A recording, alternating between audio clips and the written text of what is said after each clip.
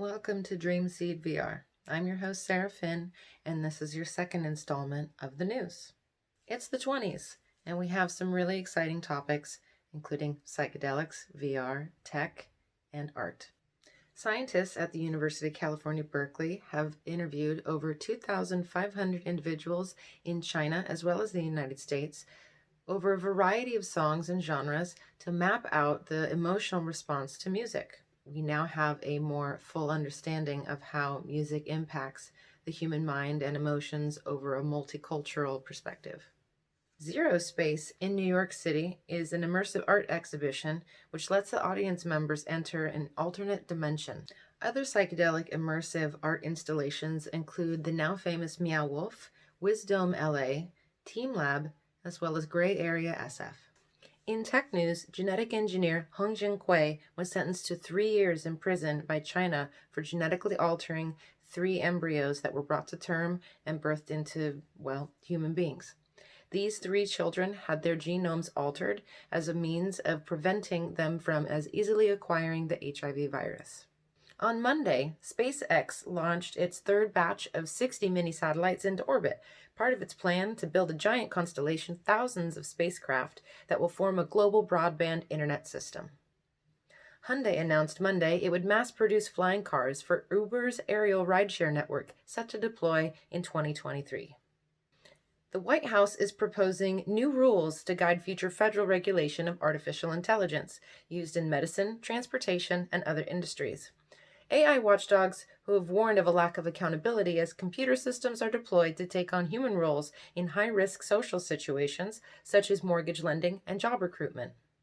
The White House has said that in deciding the regulatory action, U.S. agencies must consider fairness, non-discrimination, openness, transparency, safety, and security. The memo being sent to U.S. agency chiefs also reads that federal agencies must also avoid setting up restrictions that needlessly hamper AI innovation and growth. Masterpiece VR recently released its latest set of VR creation tools that allow you to rig and animate characters by hand from the comfort of your own VR headset. Last month, Quill launched an immersive theater as a means of sharing the art and animations made in its program to audiences and user base. The free app also offers a curated selection of content. A lot of news coming out of Vegas with the CES 2020. NVIDIA just released a new driver feature which dynamically increases the resolution in the center of the lens instead of wasting performance on the entire view. It currently supports over 20 VR games. A Samsung lab unveiled on Tuesday a new AI-powered artificial human, claiming that it's able to converse and sympathize like real people. The announcement at the opening of the 2020 Consumer Electronics Show in Las Vegas touted a new kind of artificial intelligence called Neon, produced by the independent Samsung unit Star Labs. In psychedelic news, it's been announced for the second year in a row that the FDA finds that psilocybin is a breakthrough treatment for depression and anxiety. Michael Ehlers, a former executive at Biogen and Pfizer, has assumed an advisory role with Field Trip, a psychedelics research organization having followed the science of psychedelics for more than a decade. MDMA and psilocybin have been granted breakthrough therapy status by the FDA, signaling a significant shift in the future of mental health care treatment. Also last year, we saw the groundbreaking FDA approval of ketamine nasal spray as a treatment for severe depression.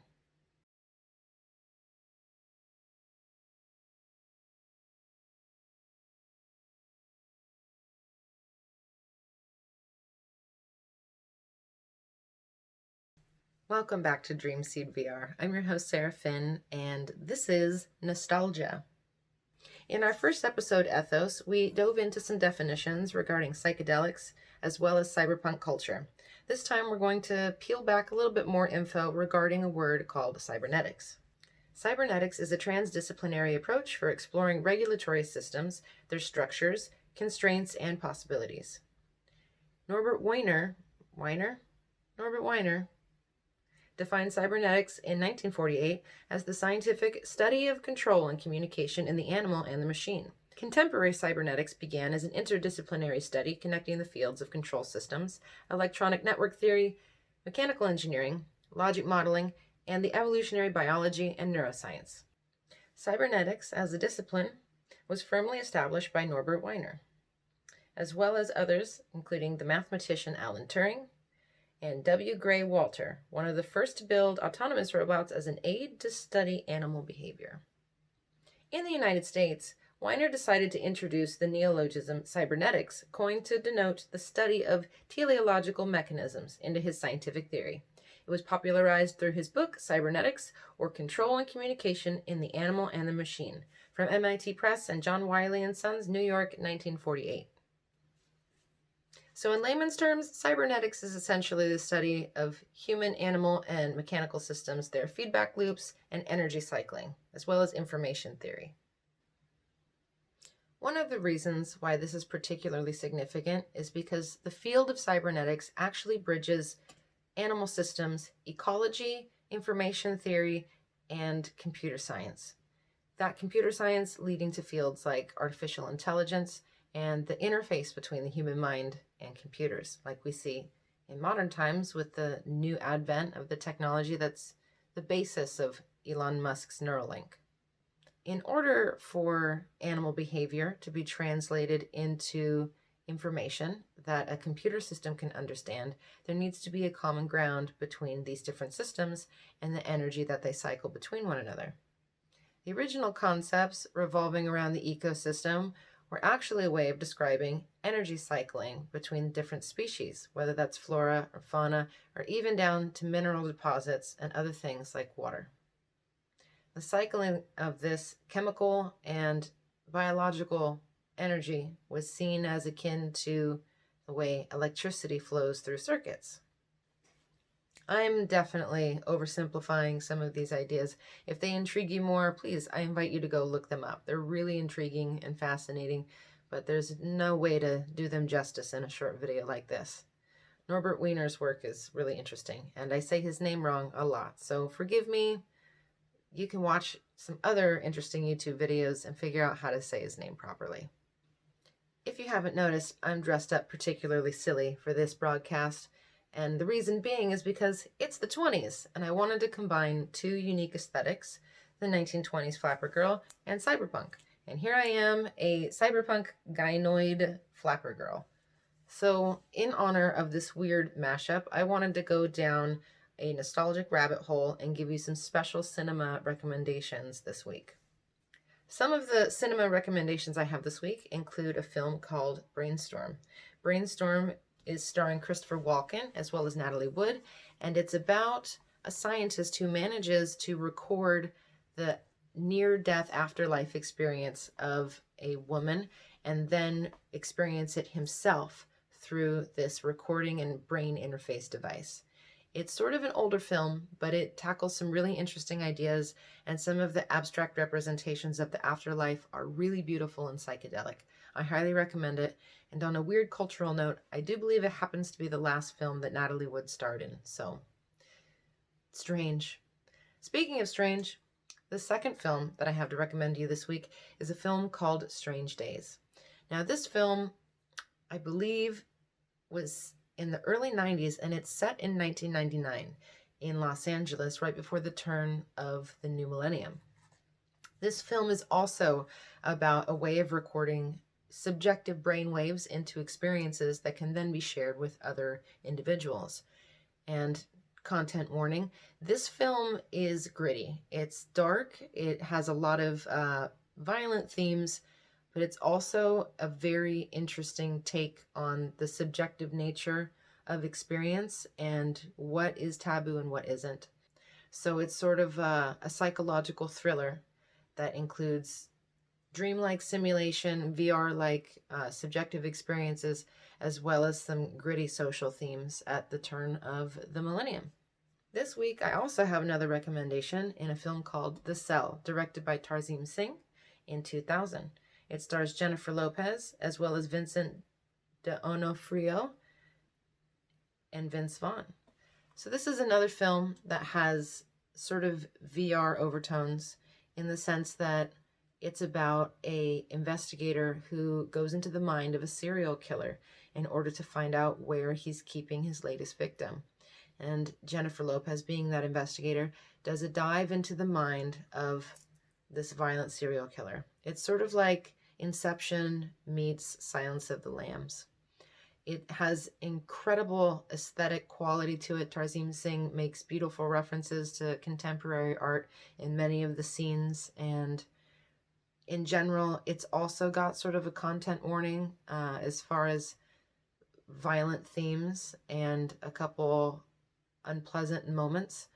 But other than that, it's also really compelling, and the acting is actually quite good.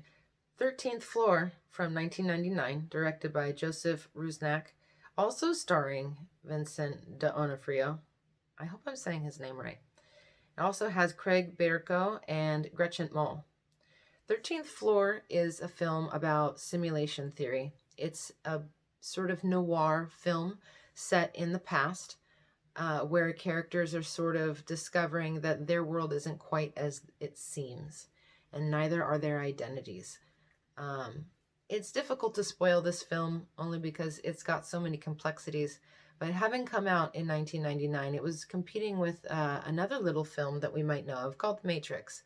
So in that way, it was not as widely received as The Matrix because it was sort of in competition that same year, but it has some really interesting philosophical questions about the nature of reality, the nature of simulation theory.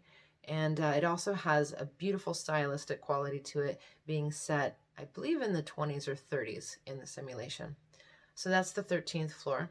Highly recommend that one. And the final film recommendation that I'm going to be giving is another sort of technological thriller that involves dreams, and it's directed by Christopher Nolan. Many of you probably already know where I'm going with this. I'm recommending Inception.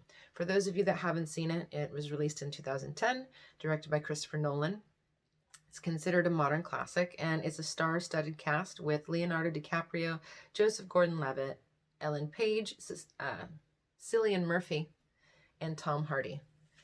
So Inception is a wonderful film. It is definitely one that you're going to have to pay close attention to. There's many layers of reality within the dreamscapes, but it also has some mind-bending visual effects, a really cool soundtrack, and it's considered one of Christopher Nolan's most interesting films that isn't a Batman movie. This week, some of the other arts that I want to highlight are Janelle Monáe's 2010 studio album Arcandroid, as well as her previous work, the Metropolis concept series. These two albums were heavily influenced by a 1927 film called Metropolis, directed by Fritz Lang. Metropolis is a classic. At this point, Metropolis will be 100 years old in just 7 years' time. So do yourself a favor, if you're excited about the 20s and you want to see a gem from the previous 20s, go see Metropolis. Also happens to be a little bit of the inspiration for this ridiculous outfit I'm wearing. One of the other interesting themes that we're going to explore today is the idea of the 30 to 40 year nostalgia cycle. Now, for those of you who have reached the middle age of your life, you might have noticed an interesting thing where about every 30 to 40 years, culture tends to try and recycle some of the nostalgic elements aesthetically and culturally from the previous 30 years.